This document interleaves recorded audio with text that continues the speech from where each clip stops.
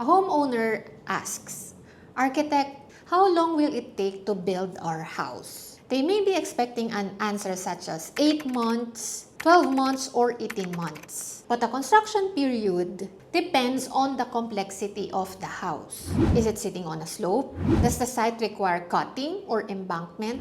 Is the design complicated? Is the house big? Your move-in date also depends on what happens before and after site work. The plans need to be completed, engineers need to coordinate their systems, permits need to be processed, contractor needs to be selected, materials need to arrive, and the finished work needs to be tested, corrected, and documented. Here's the truth, most homeowners only discover halfway through. The build might take 12 months, but the project often close to 2 years. In this video, I'll show you where the other months hide. Hi, I'm Architect Pia Uy. I'm a licensed Filipino architect here in the Philippines. In this video, I'll walk you through the 7 stages that shape the real house timeline building in the Philippines, with illustrative durations for each stage, so by the end of this video, you can build your own realistic calendar.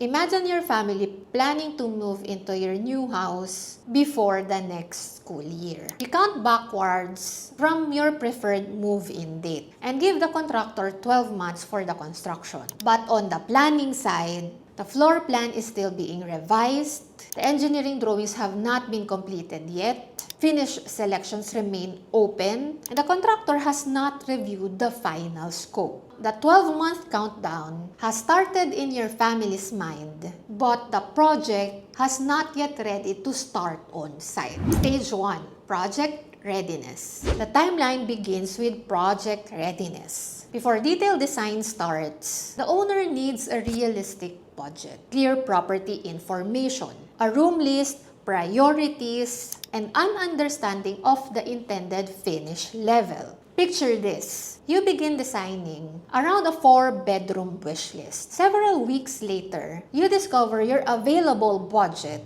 can only support a smaller project or a phased one. So what happens next? The floor plan returns to the earlier stage because the project size and budget were never aligned at the beginning. The team also needs your property documents, a survey plan, and verified lot boundaries before real design can begin. And you need to define who will live in the house, how you spend an ordinary day, and when your money will actually be available. A clear starting brief can reduce repeated design. So before asking for a construction duration, confirm that the desired house, available budget, site, and target timeline are moving in the same direction. How long does this stage take? For a prepared owner, just a few weeks. But for an owner still gathering documents and deciding priorities, it can quietly eat 1 to 2 months before design even starts. Stage 2, architectural design and engineering coordination.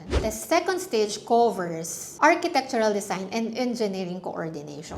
Architecture shapes the house, engineering makes it buildable. And every discipline needs to describe the same house. Imagine this. An owner approves the floor plan before deciding whether the kitchen will include a range hood, several built-in appliances, and a large island. Those decisions affect electrical loads, outlets, lighting, cabinets, ceiling work, and ventilation. The floor plan may appear complete while technical coordination is still continuing. Changes in one area can affect several drawings like a domino effect. A larger opening can affect the structure. Relocated bathroom can affect plumbing routes. So you may think that one bathroom relocation is just a minor change, but it affects the entire drawings of the house from the structural, architectural, electrical, and plumbing. The owner also needs time to approve and review all these key decisions. So make sure to ask the design team which information is needed at each stage and which approvals allow the next work to proceed. And ask which design change can affect the overall project timeline. For a typical residential project, complete architectural and engineering documents commonly take 3 to 5 months, and that assumes the owner decides on time.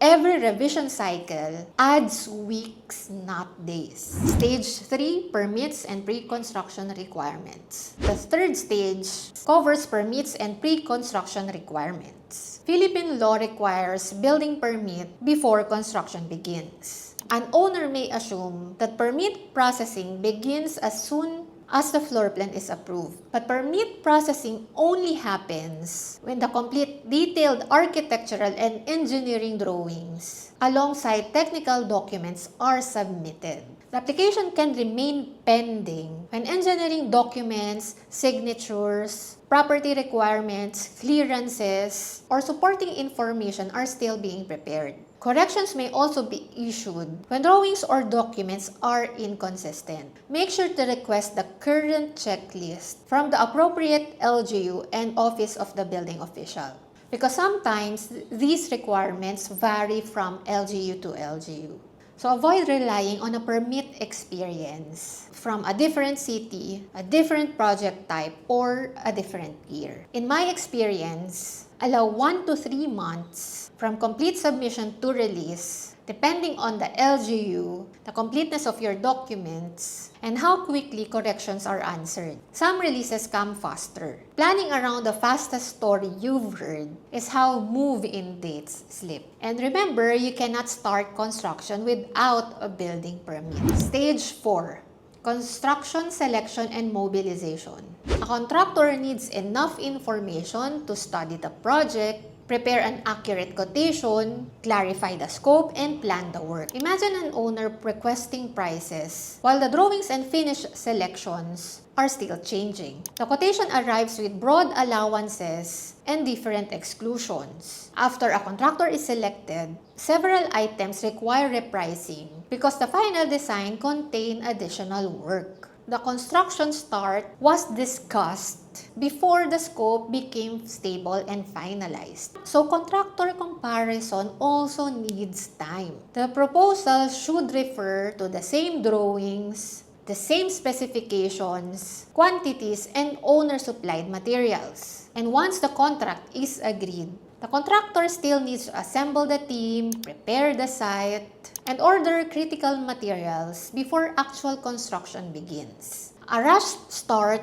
can move unresolved design questions directly onto the site. From sending complete documents to breaking ground, allow 1 to 2 months for fair comparison, contract negotiation, and mobilization. For example, a tiler cannot proceed with bathroom tiling without the waterproofing being complete and without a verified bonding test. Site access also affects productivity. A narrow road or limited storage area can slow deliveries and require materials to be moved in smaller quantities. The weather also deserves an allowance. Here in the Philippines, the rainy season is not a surprise. It comes every year, may bagyo pa. A schedule with zero rain allowance is not optimistic. It's incomplete.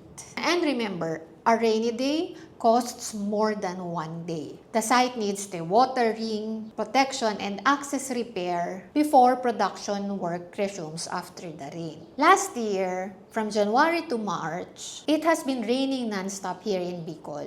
So we had a hard time waterproofing and leak testing the bathrooms, so we cannot proceed with the tiling works and painting works. This caused a significant delay in our project. So make sure to ask for a construction program showing major activities, dependencies, inspections, material lead times, and schedule allowances. Stage 5, construction and site conditions. The 5th stage is the main construction period.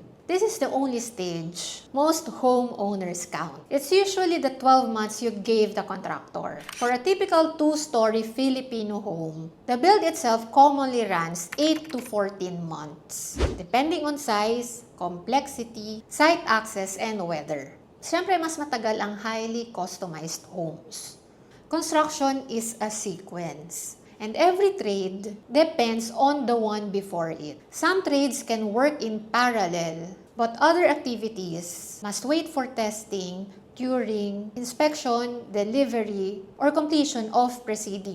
Stage 6. Owner decisions, material lead times, and changes. The sixth stage is shaped by the owner decisions and material availability. This stage runs inside the construction period. It doesn't add months on its own, but handled badly, it stretches stage 5 from 12 months to 16 months. The contractor needs approved information before purchasing or installing the affected work. Imagine an owner postponing the bathroom fixture selection. The plumbing roughing-ins require information about the selected bathroom fixtures. For the plumbing roughing-ins, the plumber needs to know if the bathroom faucet will be wall-mounted or surface-mounted, or if the lavatory will be basin type or the usual countertop type. Other work continues while the bathroom sequence remains unresolved. When the preferred fixture is finally chosen, the supplier gives a long delivery period. Nearly every finish in your house has a decision deadline, and imported and fabricated items can carry lead times of 1 to 3 months. Owner changes also affect the schedule. Moving a wall, enlarging a window, relocating a toilet, or changing the kitchen after the construction has started can involve several trades and completed work. So make sure to ask for a selection and decision schedule.